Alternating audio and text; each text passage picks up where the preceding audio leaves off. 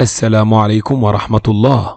تصريح خطير من محمد زيدان يفاجئ به النادي الأهلي ويسخر من رمضان صبحي، ويفاجئ أبو تريكة الجديد بهذا القرار، ويقول الترجي خسرت أمام الوداد المغربي بشبه مؤامرة متكاملة.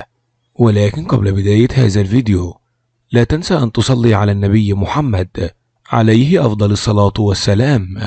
انظر ماذا قال.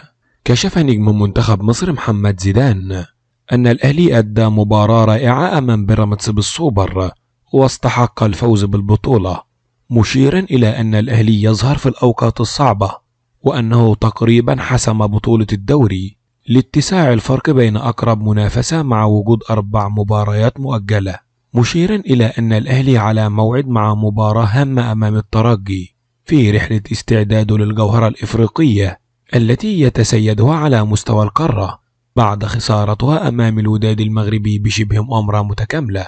وقال محمد زيدان: أعترف إن غلطة عمري إن ما لعبتش للأهلي، وإن من يلعب للأهلي ويتركه مثل رمضان صبحي وصالح جمعة والسعيد يندم طوال عمره. هم ما يعرفوش قيمة قميص الأهلي، هو غالي بشكل ما يعرفوهوش، وأنا لم أناله على الإطلاق، وما زال حلمي لي إني أنال قميص الأهلي ونفسي ألعب في النادي الأهلي. وقال محمد زيدان أن قرار الأهلي على رحيل صالح جمعة قرار تأخر كثيرا، لأنه لاعب لم يقدم شيء للأهلي على الإطلاق وعبئا على الفريق، وكان يجب رحيله منذ فترة طويلة. وقال زيدان: صالح جمعة لم يعرف قيمة قميص الأهلي، فهو غالي بشكل لا يعرفه وعن إمكانية لعبه للأهلي. وقال زيدان: لم أنال قميص الأهلي على الإطلاق، وكان حلما لي وما زال حلما لي. وقال زيدان إن الأهلي الآن يضم خليفة أبو تريكة وهو أحمد عبد القادر أمام صلاح محسن، فهو محتاج مجهود كبير.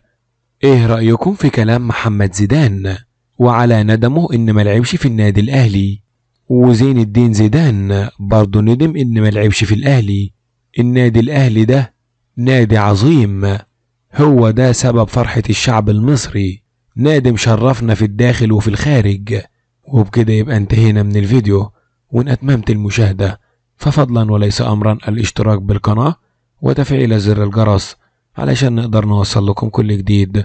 والسلام عليكم ورحمة الله وبركاته.